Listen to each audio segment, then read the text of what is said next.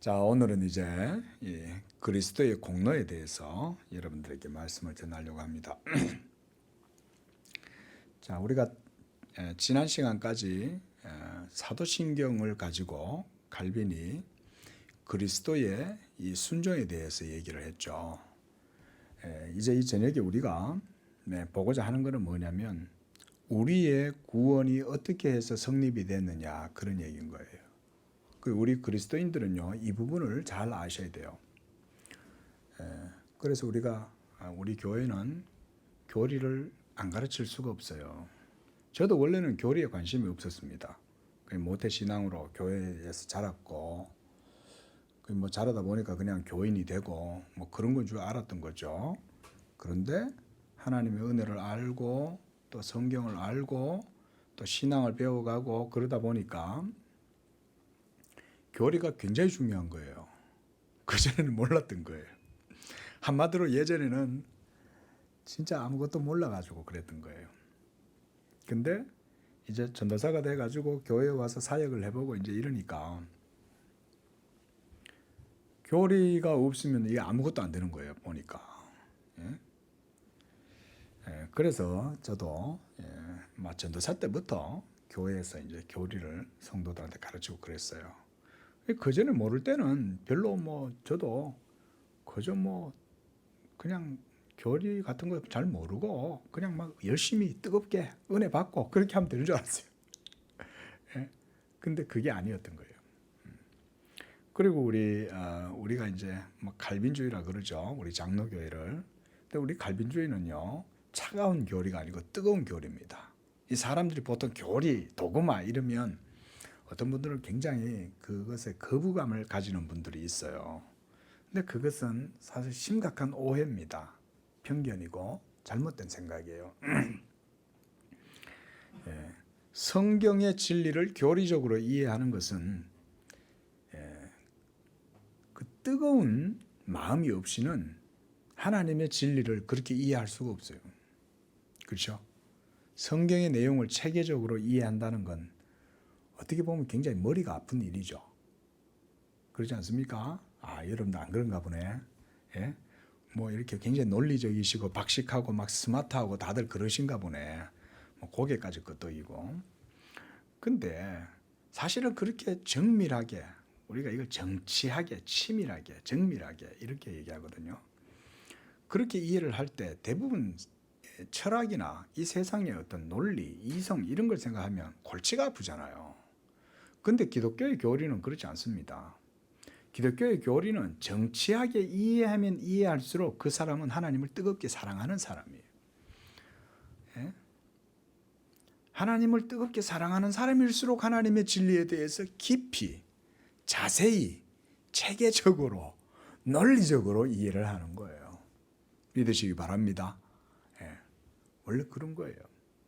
그래서 16세기, 17세기에 이 청교도들에 의해 가지고 이 교리 웨스트민스터 신앙 고백서가 수립이 되잖아요.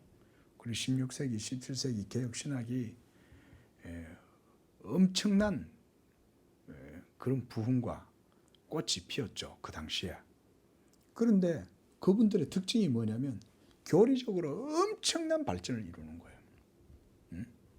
왜? 그만큼 하나님께 대한 열정이 뜨거웠기 때문에 그렇다. 우리 양재교회도 동일한 것을 지향을 해야 됩니다. 17세기를 따라가자 이 얘기가 아니에요. 성경 자체와 그리고 하나님이 우리에게 요구하시는 신앙 자체가 그런 거예요. 꼭 17세기가 우리가 모델은 꼭 아니에요. 물론 이제 청교도가 아주 상당히 좋은 롤 모델이 되긴 하지만 그래 따지면 초대교회의 성도들이 그랬잖아요. 얼마나 하나님께 대한 뜨거운 사랑을 가지고 있었습니까? 진리로 말미암는 사랑이 하나님께 대한 사랑이 있었기 때문에 그들은 온갖 순교의 고난의 역경도 다 기쁨으로 감사함으로 할 수가 있었던 거죠.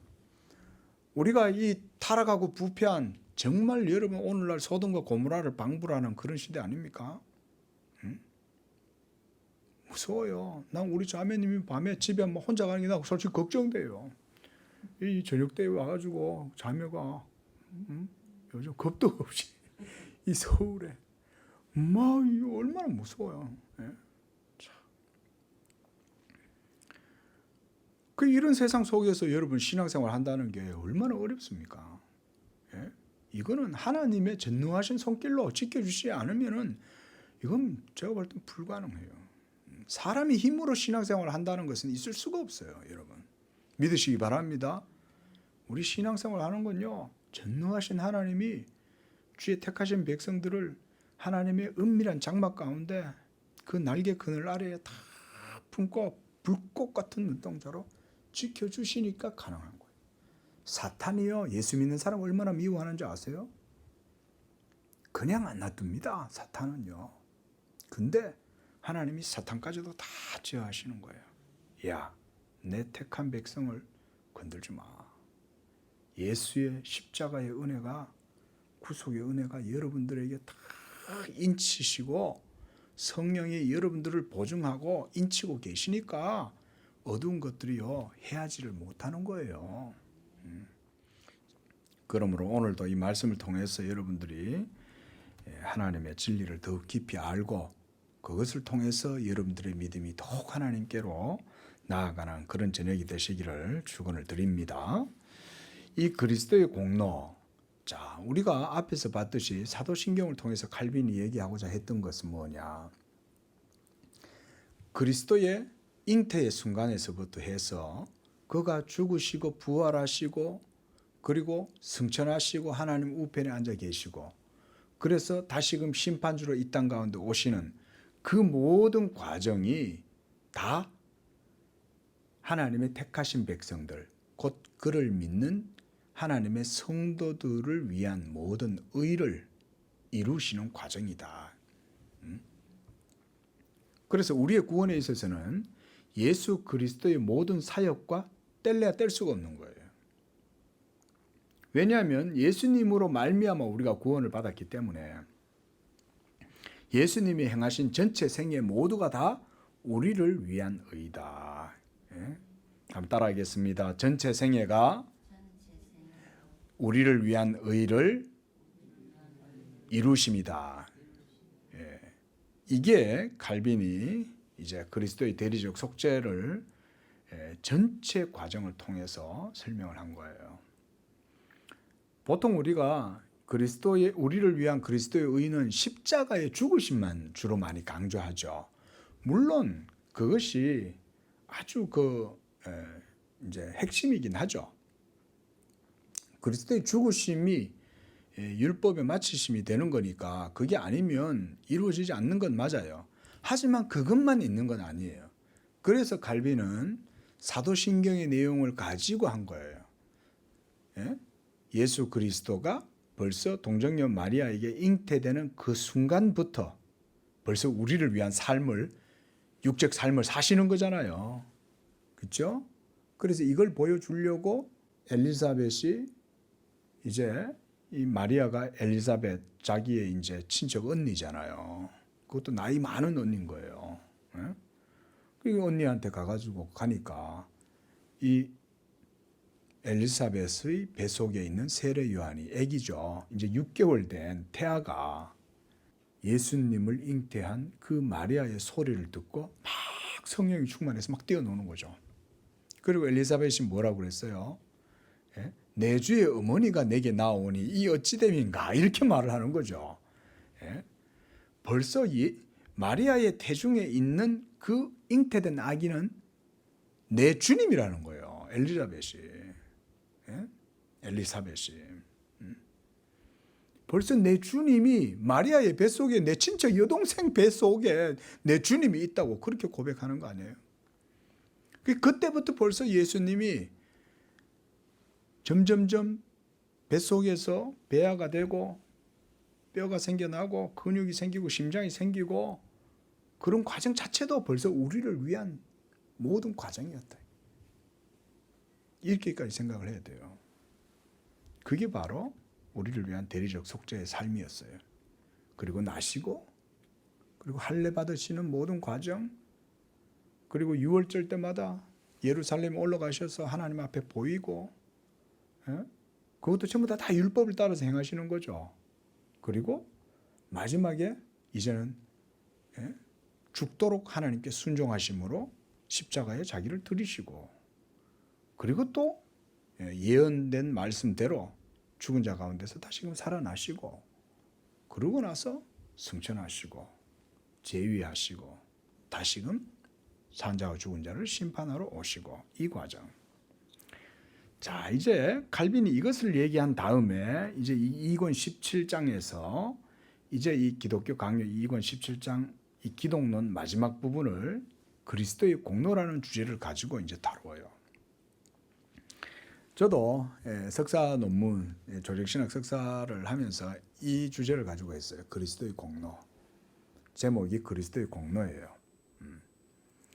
그래서 저는 이걸 이제 하나님의 언약의 측면에서 이 그리스도의 공로를 이제 다루어 가지고 논문을 했는데, 어떻게 보면 이제 이걸 다시 보는 가운데 제가 예전에 했던 논문들을 다시금 쭉 생각을 하게 됩니다. 자, 오늘 이 그리스도의 공로에 대해서 19절 말씀 한번 보십시오. 한 사람이 순종하지 아니함으로 많은 사람이 죄인 된 것 같이 한 사람이 순종하심으로 많은 사람이 의인이 되리라. 여기서 한 사람이 순종하지 아니하면 누구를 말하는 걸까요? 아담이죠, 그렇죠? 그런데 그 다음에 그 아담 때문에 많은 사람이 죄인이 되었어요. 그런데 이번에는 한 사람이 순종하셨어요. 이건 누굴까요? 예수님이겠죠, 그렇죠? 그래서 예수님의 순종함으로 인해서 이번에는 많은 사람이 죄인 되었다가 이번에는 어떻게 돼요? 의인이 되리라. 이렇게 사도 바울이 말하고 있는 거죠. 여기서 그리스도의 순종이 나오는 거죠. 이 말씀에서. 누구에 대한 순종일까요? 하나님 아버지께 순종하는 거죠. 자, 그러면 여기서 우리가 그리스도의 공로, 우리가 이제 메리트라 그러고 그러는데, 그리스도가 공로를 이루셨으므로 우리가 그 공로 때문에 구원을 받는다는 말이거든요. 그러면 여기에서 그 순종하심을 통해서 공로를 이루신 거예요. 공효, 공로. 순종이 없으면 그 공로는 아무리 해도 그 공로가 세워질 수 없죠. 그러면 이 순종은 누구에 대한 순종이다? 하나님 아버지에 대한 순종이잖아요. 그러면 그 하나님 아버지의 계명에 순종하시는 이 그리스도의 순종이 바로 공로가 되었다면, 또 그 공로보다 먼저 앞서는 것은 뭐가 있을까요? 바로 하나님 아버지의 사랑이 있었죠. 하나님 아버지가 먼저 사랑하셨으니 자기 아들에게 계명을 주신 거 아니에요. 그렇죠? 그래서 그 아들은 아버지의 계명을 따라서 순종을 하셔서 자기의 공로를 이룬 거잖아요. 하나님 앞에서. 그렇죠? 이런 말씀인 거예요, 오늘 얘기가. 자, 그래서 이제 그리스도의 공로가 바로 이와 같이 하나님의 사랑에 종속되는 것이다. 우리가 이렇게 말하는 거예요. 우리가 예수님의 공로로 구원받는다, 예수님의 십자가의 은혜로 구원받는다라고 얘기할 때는 우리가 이것을 신학적으로 이해를 해야 된다는 거예요. 그리스도의 공로, 그리스도께서 행하신 그 순종으로 인해서 우리가 구원을 받지만 그 순종보다 먼저 앞서는 구원의 원인이 있다는 거예요. 그게 바로 뭐라고요? 아버지 하나님의 사랑, 자비, 은총, 이게 먼저 있었다는 거예요. 그래서 이 하나님의 자비하심, 하나님의 사랑보다 이 그리스도의 공로가 논리적으로는 하위에 종속되어 있는 거예요. 우리가 예수님의 십자가의 은혜로 구원받는다라고 얘기하지만 하나님께서 자기 아들을 십자가에서 못 박혀 죽게 하심으로 우리에 대한 자기의 뭐를 확증하셨어요? 자기의 사랑을 확증하신 거 아니에요. 바로 이 사랑이 뭐냐면 제1원인이다. 하나님의 우리를 구원하시는 제1원인. 그래서 그리스도께서 이 하나님 아버지의 사랑을 따라서 우리에게 그 구원을 베풀어 주시는 거예요. 그래서 하나님의 거저 주시는 호의와 그 순종을 그래서 우리가 구별해서 이해를 할 필요가 있는 거예요. 그래서 하나님의 이 기쁘신 뜻을 떠나서는 그리스도는 아무런 공로도 얻을 수가 없는 거예요. 왜냐하면 논리적으로 그리스도의 공로는 하나님 아버지의 사랑에 종속되어 있기 때문에. 자, 우리가 한번 이거를 오늘 한번 성경을 통해서 좀 찾아보려고 그럽니다. 자, 그러니까 예수께서 이루신 그 공로, 이것은 그의 희생으로 말미암아 하나님의 진노를 모두 다 완화시키고, 그리고 그의 순종으로 우리의 모든 죄를 말소하도록 이미 영원전부터 하나님께서 미리 다 예수 그리스도를 예정하신 거죠. 창세전에 하나님께서 자기의 아들 예수 그리스도를 예정하지 않았으면 우리가 그리스도의 공로, 그 은혜를 얻을 수가 없는 거죠. 그렇죠? 그러니까 이미 창세전에 그리스도 안에서 우리를 택하셨다 그럴 때는 먼저 그리스도 안에서 우리를 택하신 하나님의 무엇가 있었다는 거예요? 사랑이 있었다는 거예요. 그리고 그의 무한한 자비하심으로 우리를 긍휼히 여기시고, 그래서 예수님도 그 아버지의 사랑과 긍휼과 자비하심을 따라서 그의 모든 공로를 전체 생애를 통해서 다 이루셨다, 그 얘기예요. 어떻게 보면 간단하죠. 공로에 대한 개념이 이런 겁니다. 자, 그 여기서 칼빈은요 뭘 강조하냐면 그리스도, 하나님의 아들이신 예수 그리스도의 공로와 그리고 성부 하나님 아버지의 사랑, 이것을 신학적으로 구별해요. 그래야만 이걸 우리가 바르게 이해할 수가 있어요. 보통은 예수 십자가로 우리가 구원받는다, 우리가 예수 믿음으로 구원받는다, 이렇게만 이해하면 맞는 말이긴 해도 교리적으로 신학적으로 깊이 있게 이해를 못해요. 그러나 성경에서는 하나님의 우리를 향하신 하나님의 구원은 사랑이요, 그것은 이미 그리스도 안에서 창세 전에 예정된 것이다, 이렇게 벌써 에베소서에서 말씀하죠. 그래서 이렇게 성경에는 하나님의 은총과 그리스도의 공로에 대한 구별이 분명하게 드러나는 것을 우리가 알 수가 있어요. 자, 요한복음 3장 16절 말씀 우리가 다 잘 알죠. 거기도 보면 하나님의 은총하고 공로가 구별돼요, 말씀 속에. 자, 보세요. 하나님이 세상을 사랑하사, 이처럼 사랑하사. 그 다음 누구를 주셨어요? 독생자를 주셨으니. 여기도 벌써 두 가지가 있죠. 하나님의 사랑과 독생자 예수 그리스도의 순종, 공로, 이게 벌써 있는 거죠. 그래서 하나님의 사랑이 우리의 구원의 제일 가장 높은 원인이 돼요. 그리고 그 근본의 첫 자리를 차지하고, 그런 다음에 그리스도에 대한 우리의 믿음이 2차적이요, 그래서 부가적인 원인으로 작동하는 거예요. 그렇죠? 예수님은 성육신 하심으로 이 모든 일들을 다 이루셨잖아요. 그렇죠? 예수님이 성육신 하실 때는 하나님 아버지의 뜻을 따라서 이 세상에 오신 거죠.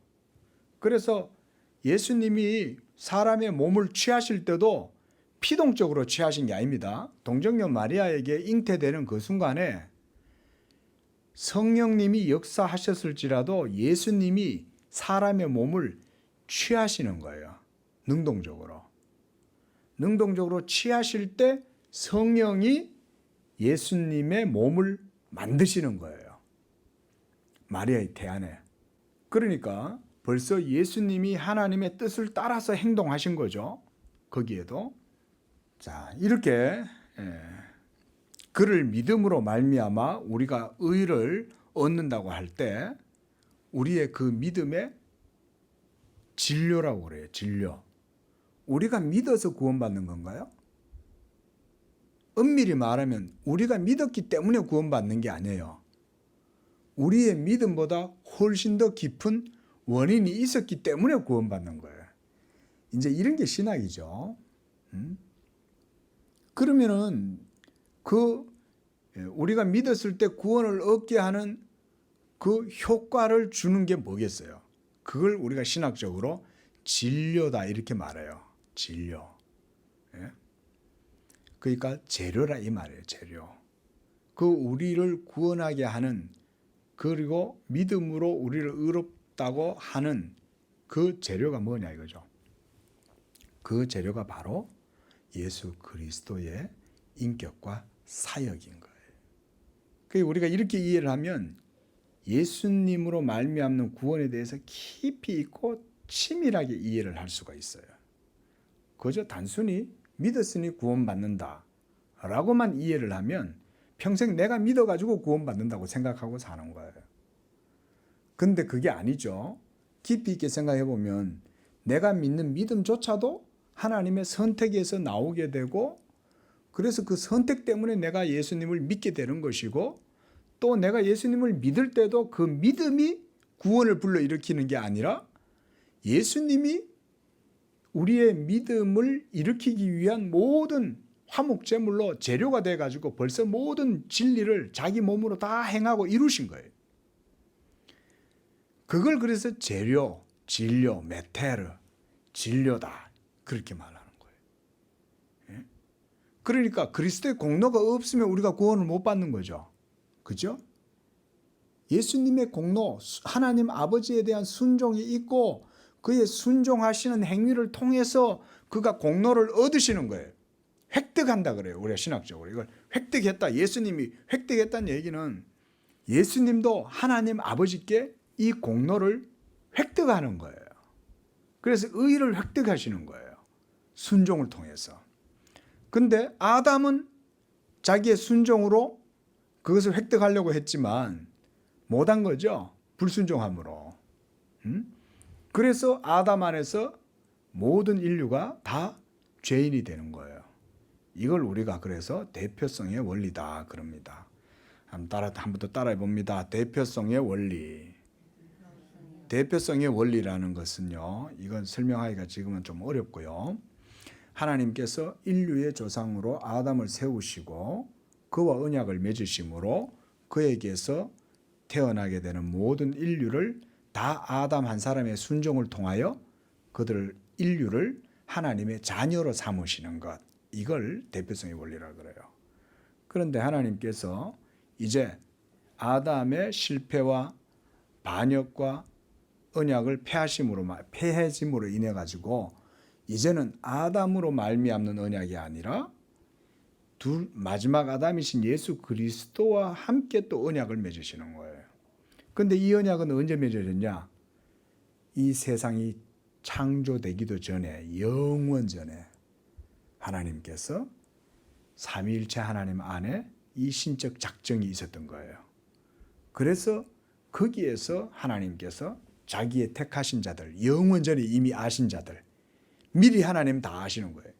미리 아신 자들을 그리스도 안에서 택하시고, 택하신 그들을 부르시고, 부르신 그들을 의롭다 하시고, 의롭다 하신 그들을 영화롭게 하시는 이 일이 이미 만세전, 창세전에 하나님께서 삼위일체 하나님 안에서 벌써 작정되고 예정되고 선택된 거예요. 여기 계시는 우리는 그 하나님의 택하심 가운데 있는 줄로 믿습니다. 그러니까 예수님은 바로 그 하나님의 신적인 작정, 그 작정은 하나님의 사랑으로 말미암는 거예요. 하나님이 아담이 실패할 걸 알아요. 하나님은. 그럼에도 불구하고 하나님께서 모든 세계를 창조하시고 아담에게 다 모든 일들을, 생명의 약정을 그에게 허락해 주셨지만 아담은 자기의 자유의지로 그것을 버린 거예요. 하지만 하나님은 여기에서 그냥 끝나는 게 아니라 그렇게 되면 어떻게 돼요? 하나님의 창조 경륜이 무너지게 되잖아요. 그죠? 그러니까 그거는 어떻게 되겠어요? 인간에 의해서 하나님의 창조 경륜이 무너지게 되면 결국은 하나님의 이름과 하나님의 영광이 무너지게 되는 거죠. 그렇잖아요. 하나님이 세계를 창조하실 때 이 세계가 폐허가 되고 멸망이 되고 이렇게 될 거를 아시고 결국은 하나님이 창조했다라는 결론이 나잖아요. 왜냐하면 하나님은 모든 걸 다 아시잖아요. 영원 전부터 모든 걸 다 아시는 분이니까 그런 일은 일어날 수가 없는 거예요. 그래서 하나님께서 만세 전에 예수 그리스도를 중보자, 머리로 세우셨다. 이거 어거스틴이 이 말을 한 거예요. 예정과 은총의 가장 밝은 빛은 인간으로서의 구주 예수 그리스도시다 그랬어요. 영원전에 하나님의 이 구원의 이 선택의 예정의 이 모든 것이 예수 그리스도에게서 그 모든 빛이 다 드러났다는 거예요. 어거스틴이 참 대단하죠. 자, 그러니까 어때요? 우리의 모든 구원의 근거는 예수 그리스도의 공로에 의해서 이루어지는 것이라면 그 그리스도의 공로는 또한 어디에 달려 있는 거예요? 영원전에 우리를 택하신 하나님 아버지의 사랑에 그리스도의 공로가 달려 있는 거죠. 그런 겁니다. 공로라는 것은. 그래서 성경은 전체가 다 하나님의 사랑과 그리스도의 이 공로를 같이 연결시켜줘요. 자, 우리 한번 성경을 찾아봅니다. 요한 1서 2장 2절 말씀. 그는 우리 죄를 위한 화목제물이니 우리만 위할 뿐 아니요 온 세상의 죄를 위하심이라. 우리 죄를 위한 화목제물. 이게 이제 그리스도의 공로를 얘기하는 거죠. 자, 그다음 그 앞에 있는 골로새서 1장 19절에서 20절. 찾으셨죠? 함께 읽어보겠습니다. 시작. 아버지께서는 모든 충만으로 예수 안에 거하게 하시고 그의 십자가의 피로 화평을 이루사 만물 곧 땅에 있는 것들이나 하늘에 있는 것들이 그로 말미암아 자기와 화목하게 되기를 기뻐하심이라. 하나 더 찾아보겠습니다. 고린도후서 5장 19절. 곧 하나님께서 그리스도 안에 계시사 세상을 자기와 화목하게 하시며 그들의 죄를 그들에게 돌리지 아니하시고 화목하게 하는 말씀을 우리에게 부탁하셨느니라. 아까 우리가 골로새서 1장 19절 20절에서도 보면 하나님 아버지께서 그의 아들을 그의 십자가의 피로 화평을 이루시고 만물이 그로 말미암아 자기와 화목하게 되기를 기뻐하셨다. 이건 벌써 영원전에 하나님의 이 뜻이 서 있었던 거죠. 그래서 예수님은 그 아버지의 뜻을 따라서 십자가에서 모든 순종을 통하여 공로를 이루신 거죠. 또 고린도후서 방금 우리가 읽었던 5장 19절에도 하나님이 그리스도 안에 계시사 세상을 자기와 화목하게 하셨다 그랬어요. 그리스도 안에 하나님이 계시지 않았다면, 그래서 그리스도께서 아버지의 뜻을 따라서 모든 그 의를 순종을 통해서 의를 이루지 않았다면 이 화목해 되는 일이 일어날 수가 없는 거예요. 그래서 이제는 그리스도로 말미암아 그들의 죄를 그들에게 돌리지 아니하신다. 이렇게 말씀합니다. 자, 우리 한 장 더 찾아보겠습니다. 에베소서 2장 15절에서 16절. 자, 시작. 법조문으로 된 계명의 율법을 폐하셨으니 이는 이 둘로 자기 안에서 한 새 사람을 지어 화평하게 하시고 또 십자가로 이 둘을 한 몸으로 하나님과 화목하게 하려 하심이라. 자, 여기까지 보겠습니다. 자, 이렇게 하나님 아버지의 그 사랑과 자비 안에서 그리스도께서 모든 의를 다 이루신 거예요. 그래서 우리가 구원론을 볼 때도 그래서 우리가 삼위일체론적으로 봐야 된다 말씀드렸죠. 하나님 아버지의 뜻이 먼저 있었던 거예요. 그리고 그 아버지의 뜻을 따라서 아들이 모든 구원을 이루시는 거예요. 자기의 순종으로. 그 순종하심을 통해서 그의 행위로, 그러니까 그게 이제 예수님의 공로가 되는 거예요. 그의 아버지께서 그 아들의 모든 순종을 보시고 그가 모든 것들을 다 이루셨으니 아버지께서 기뻐하시는 거예요.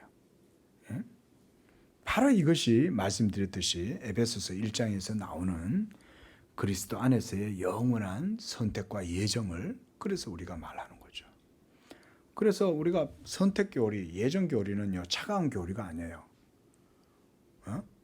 왜냐하면 그리스도께서 하나님의 택하신 자들을 위해서 하나님의 모든 사랑을, 불타는 사랑을 품고 십자가에서 자기를 불사르시는 거 아니에요. 예? 온 몸을 하나님 앞에 우리를 위한 화목제물로 드리시는 거 아닙니까? 그러할 때에 그 사랑은 바로 아버지의 사랑이었던 거예요.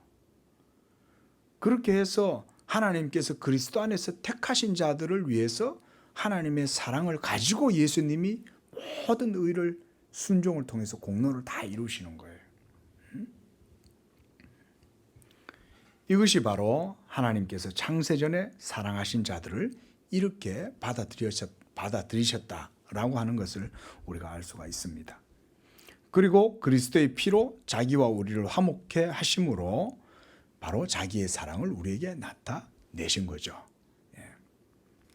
그래서 하나님을 우리가 그래서 모든 의의 원천이다. 여러분, 예수님이 우리의 의가 되시잖아요. 그죠? 예수 그리스도는 우리의 의가 되신다. 우리가 이렇게 고백을 할 때 그 그리스도가 이루신 모든 의의 원천은 하나님 아버지의 사랑에 있어요. 그래서 하나님이 모든 의의 원천이시고, 따라서 사람이 죄인으로 살아있는 동안은 하나님을 원수와 심판자로 생각을 할 수밖에 없어요. 왜냐하면 하나님이 모든 의의 원인이시잖아요. 그러나 그리스도께서 이제는 하나님과 사람 사이의 중보자가 되셔가지고 하나님의 모든 율법의 공의, 바로 우리 죄인들을 향하여 쏘고 진노하고 저주하고 다투고 그래서 공격하고 심지어 죽이는 이 율법의 공의, 하나님의 공의와 사랑, 그 가운데에서 그리스도께서 자기의 죽으심으로 말미암아 죄인된 우리, 하나님과 원수되었던 우리를 화목하게 하시는 거예요. 그래서 고린도후서 5장 21절 말씀에 보면 사도 바울이 이렇게 말해요. 하나님이 죄를 알지도 못하신 자로 우리를 대신하여 죄를 삼으신 것은 우리로 하여금 저의 안에서 하나님의 의가 되게 하려고 하셨다. 이렇게 말합니다. 그래서 갈비는요, 여기서 이렇게 말해요. 사랑의 시초는 의에 있다. 이렇게 말했어요. 이 대단한 말이죠. 보통 우리는 하나님의 은혜와 공의를 나누잖아요. 그렇죠? 예? 하나님은 공의의 하나님이야.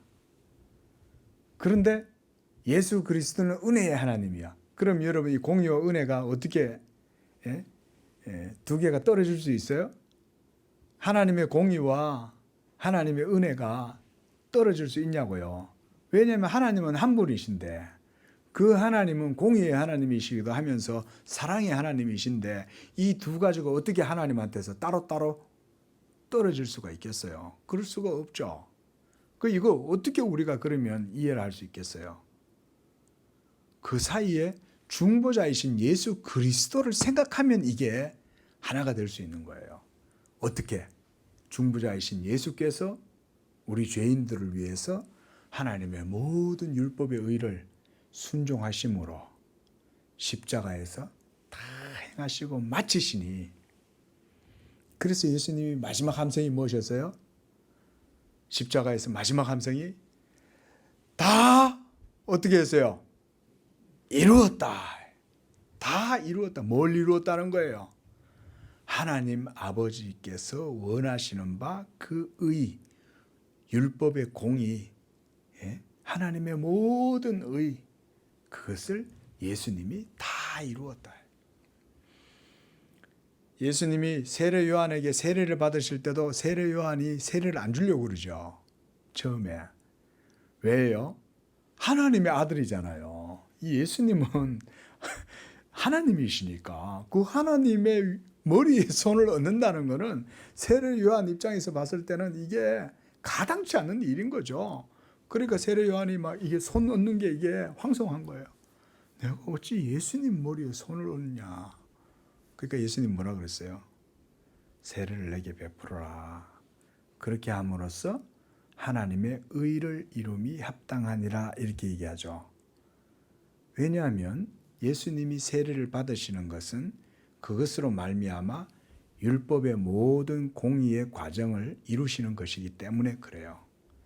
예수님이 세례를 받으시는 그 요단강에서 세례 받으시는 그것은요. 첫째로 뭘 보여주냐면 죄사함의 세례뿐만 아니라 우리의 죄를 예수님한테 다 덮어 씌우는 행위인 거예요.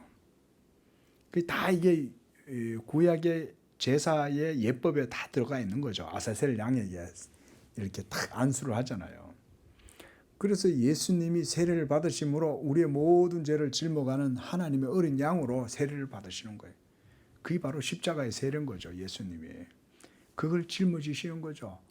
그렇게 함으로써 하나님의 의를 이루는 게 합당하다 그랬어요.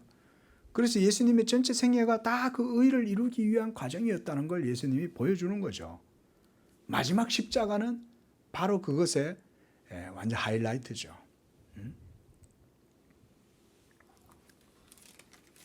자, 그래서 사랑의 시초가 의다. 의에 있다. 하나님의 모든 공의로 말미암아서 이 그리스도의 사랑이 우리에게 드러나게 되었다. 그러할 때에만 우리가 사랑과 공의, 하나님의 공의와 율법의 공의와 하나님의 복음의 은혜가 그리스도 중보자의 인격에서부터 우리가 정확한 일치를 보게 되는 거예요.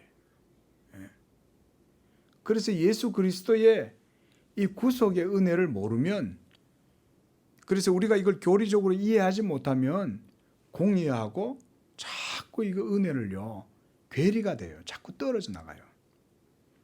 그러다 보니까 우리가 신앙생활을 해도 하나님의 율법하고 상관없는 신앙생활을 자꾸 하려고 그래요. 은혜 받으면 율법은 상관없어. 이런 신앙이 우리나라를 많이 병들게 했습니다. 우리는 한국 기독교를요. 그래서 은혜 받은 사람은 율법이 더 이상 지배를 하지 않기 때문에 자유하다. 그러면서 방종이 나오고, 그러면서 율법 폐기론자들이 나오고, 이러면서 은혜하고 율법하고 상관없어 이렇게 한 거예요. 그게 아니에요. 아니죠. 우리 양재교회 성도들 이거 분명히 아셔야 됩니다. 우리가 믿음으로 율법을 폐하느냐? 그럴 수 없죠. 도리어 어떻게 해요? 굳게 세운다 그랬잖아요. 예수님도 말씀하셨죠. 내가 율법이나 선지자를 폐하러 온 줄로 생각하지 마라. 천지가 없어지기 전에는 율법의 1.1획도 땅에 떨어지지 않고 다 이룬다 그러셨잖아요. 예? 그 예수님이 율법과 선지자를 폐하러 온 게 아니라는 거죠. 그래서 어떻게 도리어 예수님 뭐라 그러냐면 완전케 하러 왔다 그랬어요. 예? 어떻게? 율법은 완전하지 않아요? 율법이 하나님의 말씀인데 완전하지 않아요? 율법은 완전하죠. 하나님 말씀이죠. 하나님이 쓰신 거잖아요. 그러면 그 자체로 오류가 없어요. 완전한 거예요. 하나님의 법이니까. 근데 왜 예수님은 그 율법을 도리어 완전케 하려 왔다 이렇게 말씀하실까요? 어떤 의미일까요, 그게? 그게 바로 복음을 얘기하는 거예요. 복음은 율법이 육신으로 말미암아 연약하여 할 수 없는 그것을 하나님은 하시나니 곧 자기 아들을 죄 있는 육신의 모양으로 보내어 육신의 죄를 그에게 정하사 그가 우리를 대신하여 십자가에서 정죄 받으심으로 이 말이에요. 그 정하사 이 말은 우리 대신 condemned, 정죄를 받으셨다 이 말인 거예요. 예? 그렇게 하심으로써 육신을 의지하지 아니하고 그의 영을 쫓아 행하는 우리로 하여금 뭐가 이루어지게? 율법이 뭐를 이루어? 요구를 이루게 하려고. 이게 우리 기독교의 신앙입니다. 그래서 여러분 우리가 예수님의 은혜를 뜨겁게 하나님의 은혜를 누리면요. 그 사람 속에 하나님의 율법이 성화의 삶 속에서 온전히 체화가 되고 그렇게 해서 삶 가운데 드러나도록 하는 거예요. 이건 율법을 지킨다는 의미가 아니라 성령의 은혜와 능력으로 율법의 요구가 여러분 삶 속에서 자연스럽게 드러나도록 한다는 얘기예요. 자, 이런 거는 성화 부분에 가가지고 나중에 이제 이 권이 끝났어요. 오늘 이제 다음 주까지 제가 이 두 번 이제 얘기할 거고요. 그래서 그거 끝나고 이제 3권부터 들어가면 이제 말하자면 성령론으로 들어가요.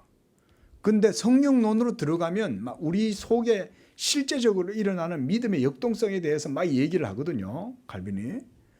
그런데 믿음에 대해서 얘기를 할 때 성령에 대해서 같이 얘기를 해요. 칼빈은 성령론은 하나도 없다 이런 얘기하는 사람은 완전 무식한 사람인 거예요. 하나도 칼빈 책을 안 보는 거예요. 믿음은 모두가 다 이 예수 그리스도의 진료인으로 인해 가지고 우리가 이 모든 믿음의 은혜를 누릴 때 칼빈은 그걸 이렇게 연결시키는 거예요. 미리 말씀을 드리는 거지만 그 믿음의 효력은 성령의 역사로 이루어지게 될 때 성령이 땔감으로 쓰시는 게 뭐냐? 재료죠. 땔감이. 여러분들을 이렇게 여러분 가마솥에 물을 담아놨어요. 이 성령의 은혜예요. 근데 이 물이 벌벌 끓으려면 어떻게 해야 돼요? 밑에 불을 떼야 되잖아요. 근데 그 불을 뗄 때 장작개비가 있어야 되잖아요. 그 장작개비에 불을 붙여야 물이 끓는 거죠. 가마솥에. 그 장작개비가 뭐냐? 그리스도의 공로인 거예요. 예수님이 모든 의를 다 이루셨을 때 성령이 그리스도의 사역을 가지고 그러니까 그리스도의 인격과 사역이죠. 그리스도의 인격과 사역을 가지고 역사하셔서 여러분 속에 새 생명의 능력을 불러일으키시는 거예요. 예? 효력을. 이게 이제 3장에 들어가면 나와요. 그러니까 칼빈이 지금 2권 17장에서 이제 마지막에 이 그리스도의 공로를 언급하면서 하는 이유가 그걸 넘어가려고 그러는 거예요. 그렇게 해서 그리스도가 바로 우리 영혼의 땔감이다 이 말인 거예요. 생명의 땔감, 생명의 열을 주는 그 재료가 바로 그리스도가 바로 우리를 위한 화목 제물로서 이와 같이 모든 진리를 다 이루었다. 그리고 그리스도의 그 모든 공로의 토대는 어디에 있다? 하나님 아버지의 사랑에 있다는 거예요. 그래서 이렇게 우리가 본질상 진노의 자녀였고 죄로 인해서 하나님에게서 멀어졌던 우리가 이제 그리스도의 모든 행하시고 이루신, 우리 한번 따라해 보겠습니다. 행하시고 당하시고 이루신 의, 이 두 가지입니다. 그리스도의 순종을 다음 주에 더 얘기를 하겠지만요. 그리스도의 순종은 행하신 순종, 당하신 순종, 이 두 가지로 우리가 교리적으로 구별해서 이해합니다. 그리스도의 순종도 행하셨다는 건 뭘 행하셨다는 거죠? 하나님의 계명의 말씀을 행했다는 거예요. 그럼 당하셨다는 건 뭘 당하셨다는 거예요? 우리가 율법의 정죄와 죄책을 받아가지고 고난당하고 죽음을 당해야 되는데, 형벌을 당해야 되는데 예수님이 우리 대신 당했다 이 말인 거예요. 이 교리적인 의미 듣고 보면 간단하죠. 교리라는 게 별거 없어요. 성경 속에 있는 얘기들이죠. 그러니까 예수님의 순종을 그래서 우리가 한 번 더 행하신 순종, 당하신 순종, 이 두 측면으로 이해를 해요. 그러나 이 두 가지는 다 그냥 우리가 개념적으로 이해를 하려고 구별을 하는 거지 예수님의 인격에서 뗄 수 없죠. 예수님은 율법을 다 행하고 그리고 동시에 그 율법의 모든 정죄를 친히 자기가 다 뒤집어 쓰시는 거죠. 그래서 예수님이 하나님의 아들에게, 자기 아들에게 육신의 죄를 정하사, 정죄하사 이렇게 한 거예요. 예? 그래서 우리의 모든 죄가 다 사함받고 우리는 성령을 주심으로, 이 성령을 주심도 그리스도의 사역의 결과로 우리에게 성령이 주어지는 거예요. 그래서 오순절 성령 강림의 순서가 따로 정해져 있는 거예요. 그래서 예수님도 내가 아버지께로 가지 아니하면 너희에게 유익이 없다.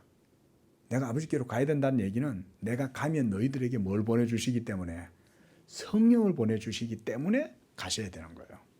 그래야만 예수님의 모든 행하신 순종, 당하신 순종, 그 공로가 우리에게 땔감이 돼서 이제는 성령의 불로 우리 안에 효력이 생겨나는 거예요. 기도하겠습니다. 자비하신 아버지 하나님, 감사와 찬양과 영광을 돌립니다. 하나님께서 우리를 향하신 생각이 깊고 우리를 위하여 행하신 일들이 너무나 많아서 우리가 그것을 일일이 찬양하기에도 우리는 벅차고, 그리스도 안에서 우리를 향하신 하나님의 그 사랑을 우리가 생각할 때 아버지 하나님, 우리가 말로 다 할 수 없고 그 무엇으로도 다 기록할 수 없는 줄로 믿습니다. 아버지, 이와 같이 그리스도께서 우리를 위하여 모든 의를 이루시려고 그리스도께서 철저히 순종하심으로 하나님 앞에서 우리의 의가 되어 주시고, 이제 우리가 그 예수를 믿음으로 말미암아 하나님 앞에 의롭게 되게 해주신 것을 인하여 감사드립니다. 우리 성도들이 이와 같이 그리스도의 공로를 마음속 깊이 간직하고 그것으로 인하여 감사하고 찬양하면서 그 그리스도께서 이루신 그 의를 따라 온전히 믿음으로 살아가는 우리 양재교회 성도들 다 되게 해 주시옵소서. 예수님의 이름으로 기도합니다. 아멘.